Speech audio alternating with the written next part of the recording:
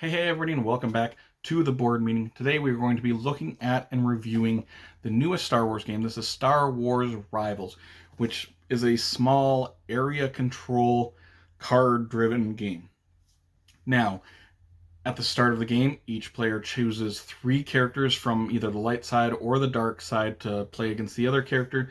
The characters all come with a miniature, and they come with 3 cards. After you've picked your 3 characters, you're going to take all their cards, shuffle them together, and that is your deck for this game. You are going to be fighting over these 3 different locations every single round, and each of these characters have so much influence on them. Whoever's got the most influence at a scoring location gets that location. They're going to get that 4 points for the end of the game.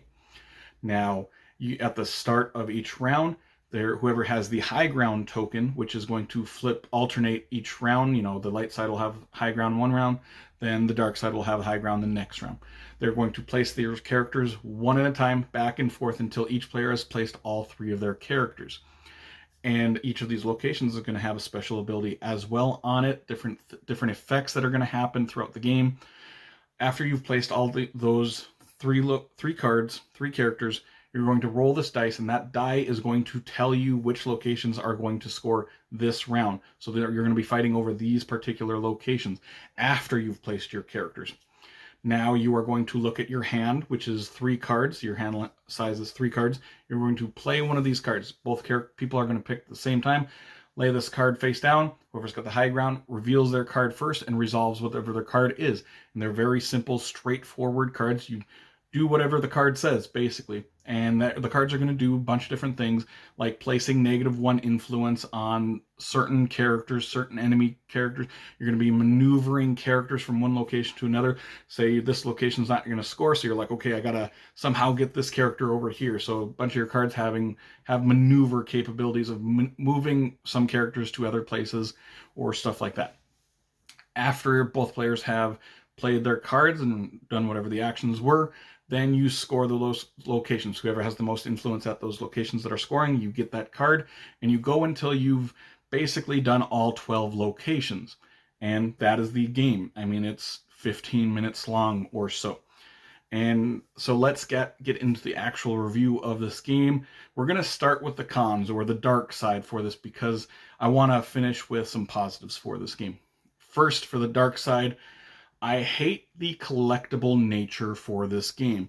Now, if you buy the starter set or the premier set, it comes with 2 miniature characters and then a token character, and of each side. So you get 2 light side characters, 2 dark side characters with the miniatures, and a little token that represents a character, and that token character is really bad as well.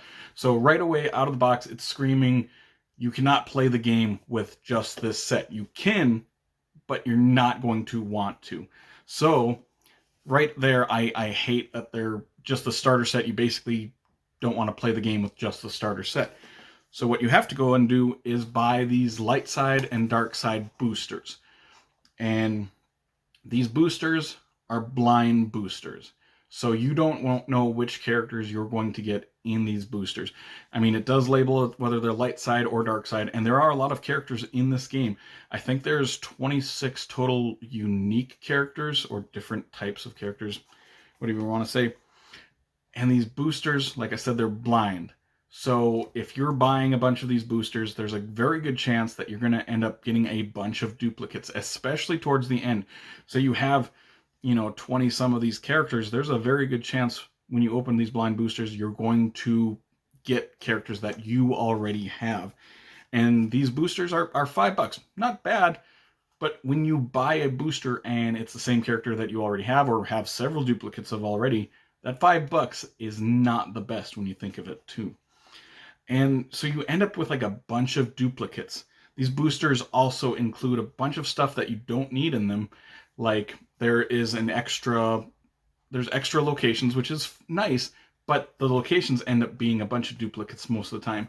There is dice in here, which you only need 1 die for the game. So if you have the premier set, you don't need any more die, but each of these has a die. It comes with another rule book. It comes with more -1 tokens, which I think the base game came with enough -1 tokens for myself.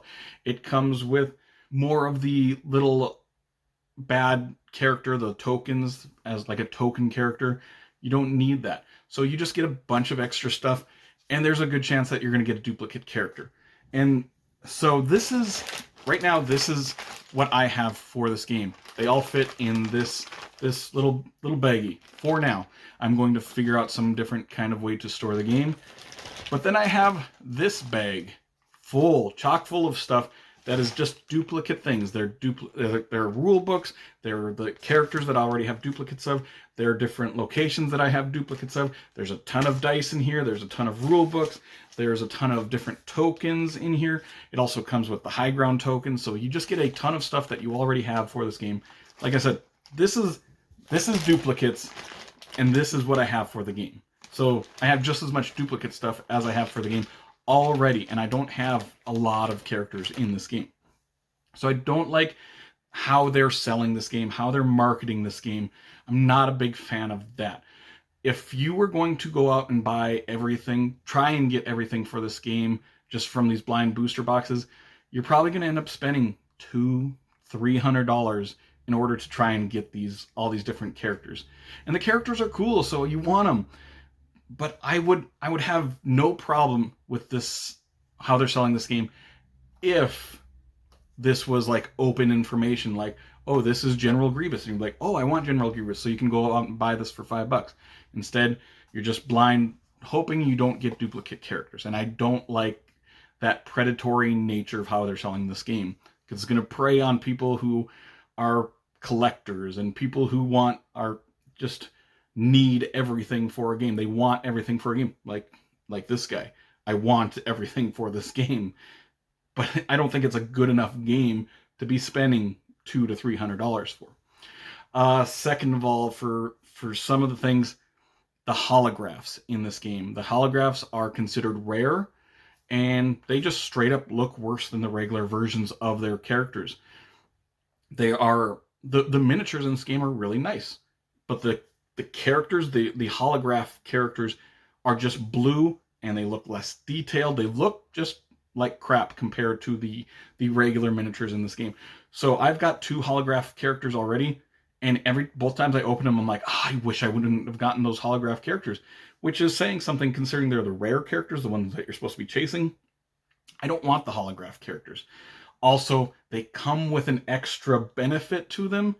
If you have a holograph character on your side that you're fighting with, your hand size now is 4 instead of 3, which is a huge advantage. That is straight up saying, hey, this character, it's rare, it's better. If you get a holograph character and you do the hand size of 4, that is quite a big advantage, because this game is all about having options and tactileness.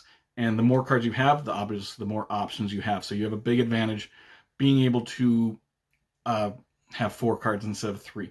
In fact, I've house ruled it where holograph characters just have 3 cards as well, because I didn't like that.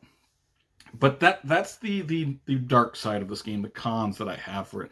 Now let's go into more of a positive light for this game. The light side. The miniatures in this game are fantastic. I love the toy feel of this game. The miniatures are really cool, other than the holographs. So I like the look of this game. I should say the cards. I'm not a big fan of the cards in this game. They're the sabacc shaped cards, and they feel rubbery. They're kind of hard to shuffle. I'm not a huge fan of the cards in this one, but the actual miniatures in this are really, really cool. I want to get all the characters and put them on the shelf. As a Star Wars fan, I would have no problem getting all these characters and placing them like on a shelf to display to my nerd friends. So yeah, I like the toys of this, the toy feel of this. The gameplay itself, the gameplay is family friendly, light, and it's fast. We're talking 10 to 15 minutes here. The rule set for this is a minute or 2 worth of reading that you have to learn the game. So I love that. Like, you can play this with your 10, 11, 12-year-old kids. Maybe not any younger than that. It might be hard for them to figure out the tactile nature of this game. So I love how light and fast it is. Some people aren't going to like that dice roll that's going to determine which locations you score after you place characters, but the fact that you can play cards after that really feels fun to me. And it is a bit of a luck fest sometimes, but it's so fast that I don't care. The variability from this game is really good. From the characters, all the characters feel unique and different. They specialize a lot of times in different little aspects. The locations themselves have a lot of variability, even having special abilities on those locations, like, oh, dark side characters have +1 here, or scoundrels are going to get +2 here, or we're not going to count -1s here, or the lowest influenced character here gets to double their influence here. And so there's a lot of fun little things that are happening. Even though it's family friendly, it's surprisingly tactile, and you're trying to figure out what your opponent's going to do, what kind of cards they have, what they're going to play, where they're going to play the certain characters in different locations. And so there's a lot to think about for this being such a lightweight game. So I really enjoy that part of the game.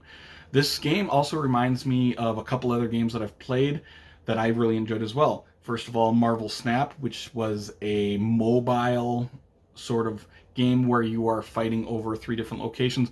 If you win, have the most influence at 2 of those locations, you win that game, and it's fast like that. It's a mobile game from your phone that I really enjoyed. That was really popular at the start of the year. Another game it reminds me of is Air, Land, and Sea, which is a little card game, also where you're fighting over these 3 different locations. And so I really enjoyed those. Air, Land, and Sea is a very cheap game, though. It's like $15. This game feels a lot like that game, but you're going to end up spending a lot more money on this one if you want all the characters. This is like if Air, Land, and Sea had more variable characters that you could go buy. And so, but I do enjoy the game itself. Like, I give it probably a 7.5, maybe an 8 rating even with the downside of the collectible nature of how they're selling this game that I really don't like, that I don't enjoy that part of it. I don't enjoy the holograms, but the actual gameplay itself feels really good. They put this collectible nature on this game that I had no thought for. I was like, this is probably going to be a trash game, but I'll try it. And they end up having this collectible game surrounded by an actual good game itself. Is it good enough to buy all those characters? That's up to you and what you feel like spending for this game. But I do recommend maybe just buying this base box and a booster of each side, and it's going to cost you $30, and you're going to get a fun little game out of it. And maybe you'll end up going and buying some more boosters. That is totally up to you. But that will complete this review of this game. Make sure to comment down below what you think of this game, the collectible nature of this game, or the actual gameplay. Which characters do you have? Which ones do you want to get? Either way, if you did enjoy this video, make sure to like and subscribe to see more weekly content from me, Shane, at the board meeting in the future. Hope you all have an amazing day. Take care.